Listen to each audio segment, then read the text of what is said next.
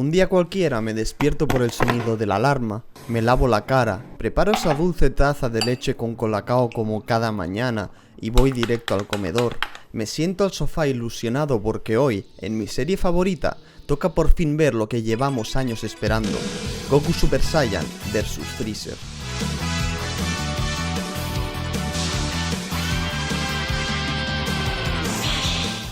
Lo que habéis escuchado son los pensamientos de mi yo de 10 años, un chaval obsesionado con Dragon Ball, cuya serie cambiaría el rumbo de su vida para siempre, pero voy a ir paso por paso y explicar por qué este manga anime ha sido tan influyente en el manga, e incluso en nuestra sociedad.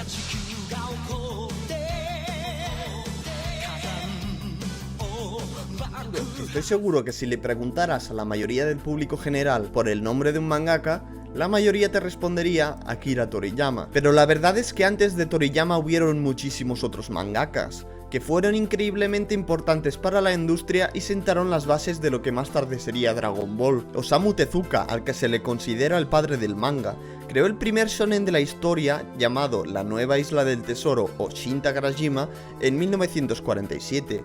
A partir de ahí, obras como Astro Boy en 1951 sentaron las bases del manga. Go Nagai en 1972 lanzó Devilman, manga cuyo contenido mostró que no todo el manga era para niños. Si bien en ese momento se publicaban las Shonen Jump, por lo que técnicamente es un shonen, en esa época no existía el seinen. De hecho, Tezuka estaba molesto de que la sociedad no tomase sus obras en serio, y sacó Buddha, un manga para adultos. A raíz de esto y otras obras como Violence Jack, se creó la demografía seinen, manga para adultos del género masculino, aunque esto último lo obviamos porque nunca le he visto mucho sentido al género en la demografía. En 1983 nació uno de los seinen más influyentes para los mangas de acción, Hokuto no Ken. Omae wa mou shindeiru. ¿Nani? Manga que más tarde influenciaría la parte de Dragon Ball Z, con sus personajes prominentes y fornidos, con una cara de mala baba y con poses que parecían pavos reales en época de reproducción. Pero, ¿cómo era el shonen en esa época? Realmente muy básicos, apenas tenían trama, personajes desarrollados y mucho menos una narrativa coherente. La gran mayoría de shonen en esos tiempos eran episódicos, aventuras de corta duración no continuistas, para que pudieras comprar un tomo cualquiera y enterarte de la historia igualmente. Y ni hablemos del dibujo del manga en esa época, había veces que costaba discernir qué autor hacía un manga, todos se copiaban de todos, había un estándar de dibujo, redondo, simétrico, un estilo que Tezuka estandarizó. Si bien había alguna que otra obra que innovaba, que trataba de hacer algo distinto, no llegaba a tener un impacto fehaciente en la industria. El manga estaba estancado en un cómodo estilo que intentaba imitar al cómic americano que tan de moda radicaba, queriendo Japón competir contra ello para demostrar su grandilocuencia, aunque no lo conseguía. Para que os hagáis una idea, el manga más vendido antes de que saliera Dragon Ball era Golgo 13, de Takao Saito, con 17 millones de copias vendidas. Hoy en día, el manga más vendido de la historia es One Piece, con 500 millones de copias. ¿Veis la diferencia, no? Entonces entró Katsuhiro Otomo, autor del famosísimo Akira, y pegó un golpe en la mesa al grito de «¡Comedme los c***!» y demostró que el manga puede ser algo más que simple formas redondas, que se puede usar un estilo realista y unos escenarios más detallados para ayudar a entender tu narrativa. Tengo un TikTok hablando más en profundidad sobre este tema, por si os interesa. Lo que nadie se esperaba es que un 20 de noviembre de 1984 se empezara a serializar un manga que cambiaría para siempre el curso de la industria: Dragon Ball.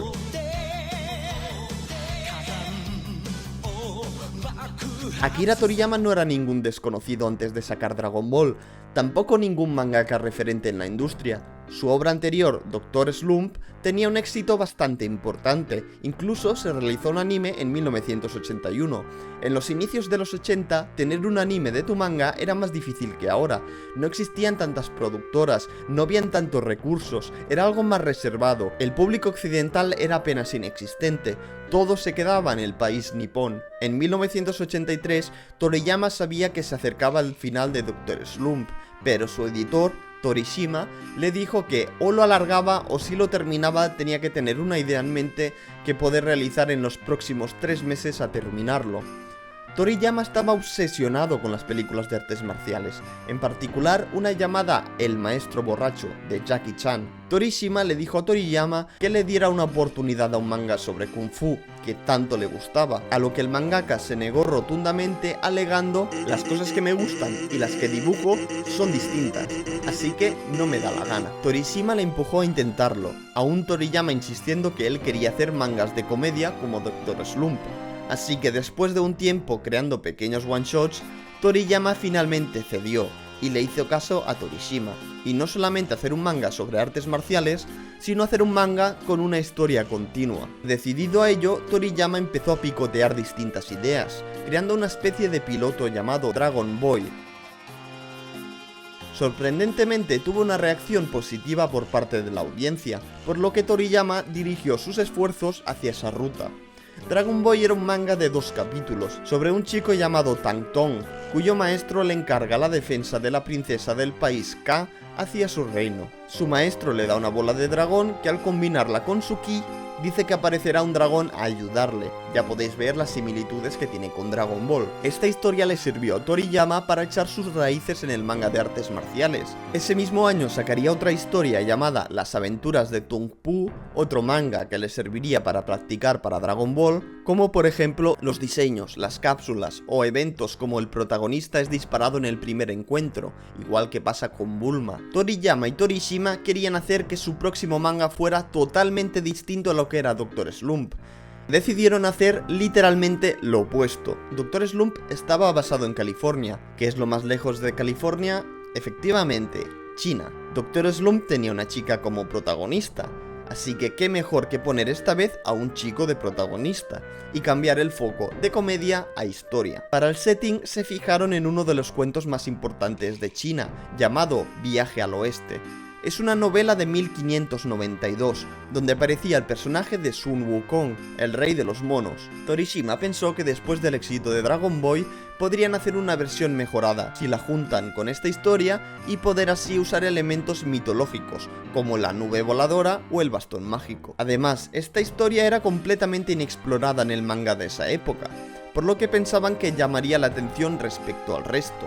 Toriyama se tomó la sugerencia demasiado literal, hasta el punto que hizo su protagonista un mono. Uno de los compañeros de Viaje al Oeste es un cerdo que se mantuvo también para Dragon Ball, y la chica que le acompañaba era una vaquera, así que para cambiarlo un poco, en una de las primeras iteraciones, el mono en vez de volar en una nube, volaba en un cohete. Torishima y Nachi Mikami, la mujer de Toriyama, le dijeron que se parecía demasiado, y rechazaron el trabajo. Torishima le dijo que necesitaba que el personaje en Dragon Ball sintiera una fuerte conexión con el lector. Si hacía un mono como protagonista, nadie se podría sentir identificado con él, por lo que se pierde esa conexión. Que en una nueva iteración, lo único que se quedó respecto a lo anterior fue el cohete. Lo demás cambió radicalmente. El mono se volvió un humano con el pelo puntiagudo y vestido como un colegial, y la vaquera se transformó en una chica normal con una pistola. Ahí empezó a coger forma Dragon Ball. Toriyama dijo que quería hacer algo característico a Goku, para que la gente pudiera reconocerlo independientemente de donde esté. Le añadió una cola con ese único propósito. Pocas cosas cambiaron respecto al diseño final.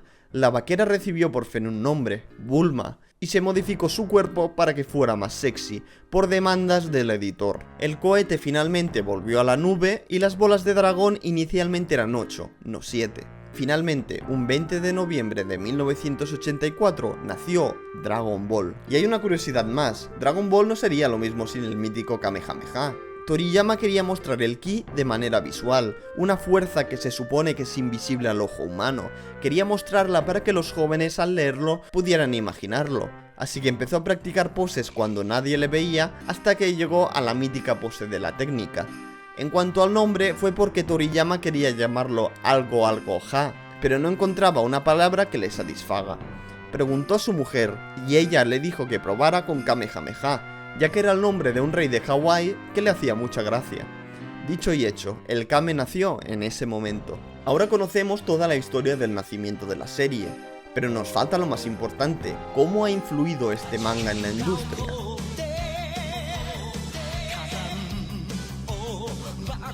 Dragon Ball ha sido la mayor influencia que ha tenido el shonen y me atrevería a decir el manga en general. Desde la creación de este arte a manos de Tezuka, negar este hecho es el elefante en la habitación, ser hater por querer serlo. Mirad, no me gusta Dragon Ball, me gustaba muchísimo de pequeño, pero con los años mis gustos han ido cambiando y evolucionando hacia otro camino, pero aún así soy capaz de reconocer la influencia de esto.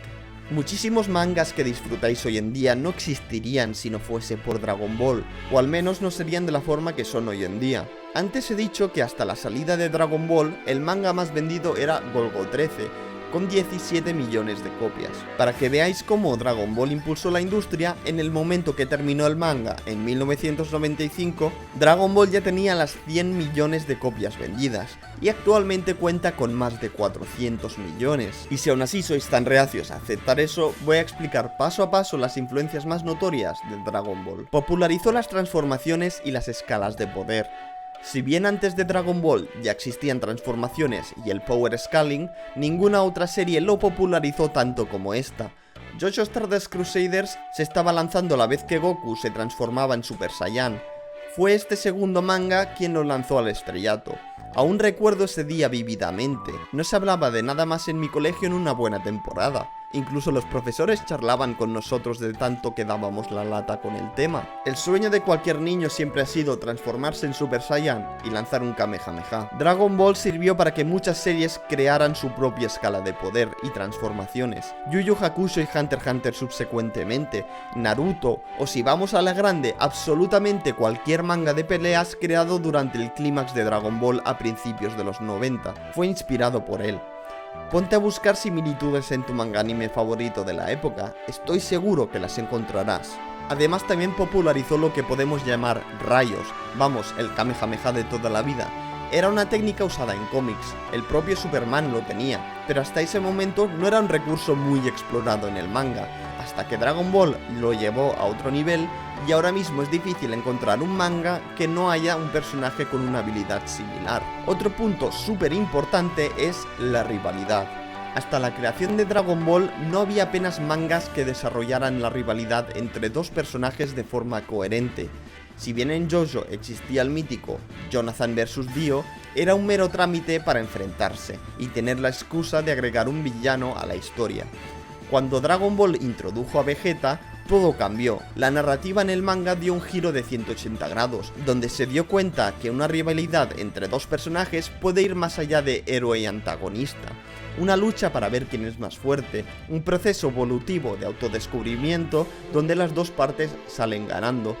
Como digo, no fue la primera rivalidad de la historia del manga, pero sí fue la primera en llevarla a otra dimensión, y muchísimos mangas hoy en día beben de ello, estandarizando así el tropo de enemigos a amigos. No, Ruizo, es que en el manga Chun Chan Chan Chun, que solo he leído yo y 3 más, ya salía eso. ¿Tú te oyes lo que estás diciendo? ¿De verdad? ¿Tú te oyes? A lo que me estoy refiriendo es que antes de Dragon Ball las rivalidades eran somos enemigos, pero en el capítulo siguiente seremos amigos, o al revés, somos amigos, pero en el capítulo siguiente seremos enemigos, simplemente por conveniencia de la trama y tener la excusa de añadir un personaje más en ella. Mientras que en Dragon Ball el proceso fue lento pero natural. Ojo, no estoy diciendo que sea la mejor rivalidad jamás creada, de hecho tiene muchísimas fallas, pero sí es la más icónica de todas. Pasando al siguiente punto, algo que se le da muy poco mérito a Dragon Ball y que pasó desapercibido pero ha sido un estándar importantísimo en la industria es el pelo. No estoy de broma. Dragon Ball popularizó enormemente el estilo shonen de pelo. Hasta dicho manga, el pelo general era muy refinado, imitando totalmente el estilo cómic, marcado, denso, acorde al estilo de pelo que se llevaba en la realidad durante la época. Pero Dragon Ball lo cambió todo. El estilo de pelo en el shonen pasó a ser excéntrico, puntiagudo, colorido, un estándar identificativo del personaje, al cual podrías reconocer con tan solo verlo. Gracias a Dragon Ball nació la broma de adivina quién es el protagonista del shonen, y a día de hoy es una grapa fundamental en la industria. Los diseños de los personajes serían completamente diferentes hoy en día si no fuesen por eso. Imaginaos a vuestro protagonista de shonen favorito con un corte de pelo del manga pre-Dragon Ball. ¿Os gusta? Por si no fueran puntos suficientes, aún hay mucho más. Otro de los grandes cambios que supuso Dragon Ball, bueno miento, en este caso no fue Dragon Ball, pero sí fue Akira Toriyama con Dr. Slump, fue la creación de lo que se conoce como SD o Super Deformed. Las SD son un recurso narrativo donde se deforma completamente la cara o cuerpo del personaje en cuestión para adaptar una actitud más cómica, aliviar tensión o simplemente hacer un gag. Estirar la boca más allá de la mandíbula, hacer salir los ojos de las cuencas o cambiar la corpulencia total del cuerpo, son algunos de los trucos que usan las SDs. Incluso el chibi es un estilo que derivó de esta técnica. Imaginaos a One Piece sin SDs, no sería lo mismo. O el propio manga de Berserk, que tan cruel es, si no nos ofreciera esos momentos de paz que nos da en parte por esta técnica. Pero uno de los cambios más importantes fue la introducción del optimismo en el shonen. Goku es un sol. Desde bien pequeño la felicidad e inocencia ha caracterizado a este personaje. Alguien que no se dejaba doblegar por las amenazas de los demás, que solo se ponía en serio cuando tenía que serlo, pero al final jamás dejaba de sonreír. Hasta Dragon Ball, la mayoría de los protagonistas eran serios, motivados por alguna traición, venganza o meta, que hacía del shonen una épica más que una aventura. A muchos protagonistas les costaba siquiera esbozar una sonrisa. Querían que los jóvenes se estremecieran con sus historias, no que sonrieran. Pero Goku vino para darle un rayo de esperanza, y actualmente el optimismo es un pilar fundamental en el shonen. Querer lograr tu objetivo sin rendirte, pero tampoco dejarte dominar por las trabas de la obra, afrontar los problemas de forma seria, pero al final nunca dejar de ser feliz. Estos son algunos de los puntos que Dragon Ball popularizó. En realidad hay muchísimos más, pero si a estas alturas no estás convencido, nada más que diga, lo va a hacer. Al final hay que imaginarse esto como si de una pirámide se tratara, con Dragon Ball encima, del cual otros mangas salieron de él, y así sucesivamente hasta hoy en día. Kishimoto y Oda han dicho ellos mismos en entrevistas que su mayor inspiración ha sido Dragon Ball, y que sin ese manga no estarían donde están ahora. ¿Y sois conscientes de la cantidad de mangas que han inspirado también Naruto y One Piece? Al final es una retroalimentación que beneficia a todo el mundo. Gracias a esas obras tan antiguas, hoy en día podemos disfrutar del mayor crecimiento de la industria del manga de la historia, y tener mangas de cualquier género y demografía para todo el mundo. Un buffet libre y limitado que satisface las necesidades de cualquiera con tan solo una búsqueda.